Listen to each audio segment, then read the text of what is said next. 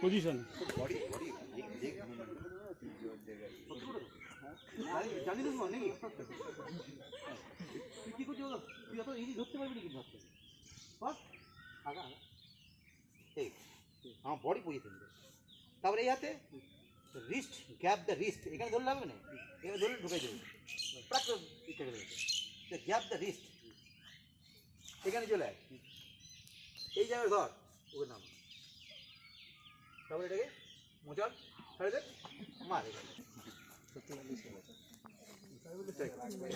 দাদা তুই তুই